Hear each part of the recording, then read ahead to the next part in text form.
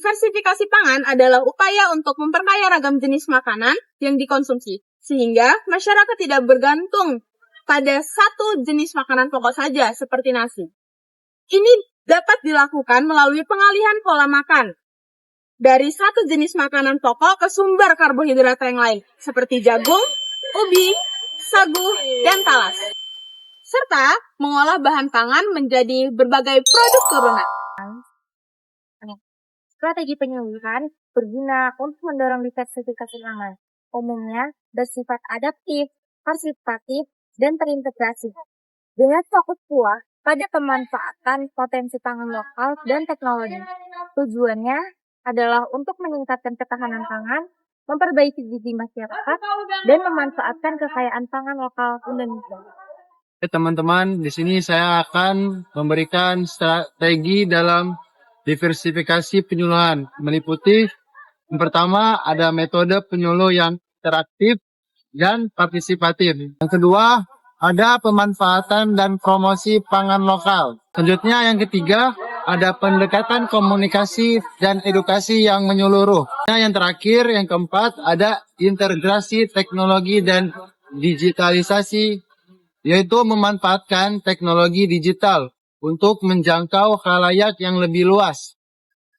Keterlibatan penyuluh dalam program pemerintah dan contohnya. Yang pertama, sebagai fasilitator program. Contohnya, dalam program P2L Pekarangan Pangan Lestari, penyuluhan memfasilitasi pembentukan kelompok wanita tani (KWT), serta membantu pengusulan bantuan benih sayuran. Yang kedua, sebagai penyedia informasi dan teknologi pertanian. Contoh, pada Upsus Pajale, padi, jagung, kedelai.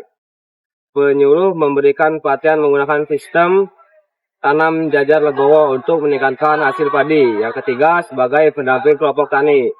Contohnya pada program pengembangan usaha tani jagung, penyuluh membantu kelompok tani menyusun rencana definitif kebutuhan kelompok RDKK untuk pengajuan pupuk subsidi.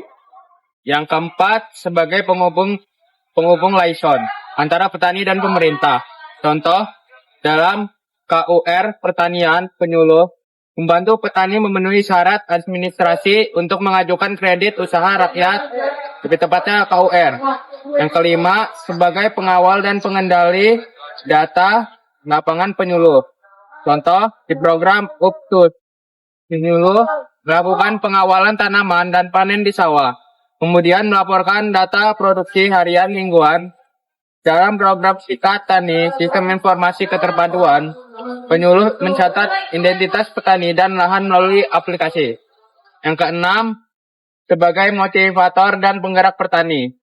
Contoh, penyuluh memotivasi petani menerapkan benih padi varietas unggulan untuk meningkatkan hasil panen dalam program peningkatan produksi pangan. Di sini saya akan menjelaskan tentang hambatan sosial dan kelembagaan di lapangan dalam menjalankan perannya. Hambatan sosial itu ada partisipasi petani yang kurang, dan keterbatasan pengetahuan dan keterampilan petani. Habis itu juga ada krisis regenerasi petani dan kondisi sosial ekonomi petani. Dan juga ada hambatan kelembagaan, yaitu keterbatasan infrastruktur, akses terhadap kredit dan pasar, dan juga alih fungsi lahan pertanian. Dan juga koordinasi antar lembaga yang belum optimal, keterbatasan sarana dan prasarana penyuluhan. Jadi, hambatan dalam penyuluhan petani itu ada hambatan sosial dan hambatan dari kelembagaan. Di sini saya akan menjelaskan apa aja sih dampak penyuluhan terhadap partisipasi petani dan dampak penyuluhan terhadap perubahan perilaku petani. Yang pertama yaitu ada dampak penyuluhan terhadap partisipasi petani, diantaranya yaitu meningkatnya keikutsertaan dalam kelompok tani dan pelatihan. Lalu yang kedua ada petani lebih aktif berkonsultasi dengan penyuluh, dan yang ketiga yaitu peningkatan partisipasi dalam program pemerintah. Nah, selanjutnya saya akan menjelaskan dampak penyuluhan terhadap perubahan perilaku petani. Yang pertama yaitu ada adopsi teknologi dan praktik budidaya yang dianjurkan. Lalu yang kedua ada perbaikan penggunaan input seperti pupuk, pestisida, air, dan lain sebagainya. Lalu Yang terakhir ada mindset petani lebih terbuka terhadap inovasi.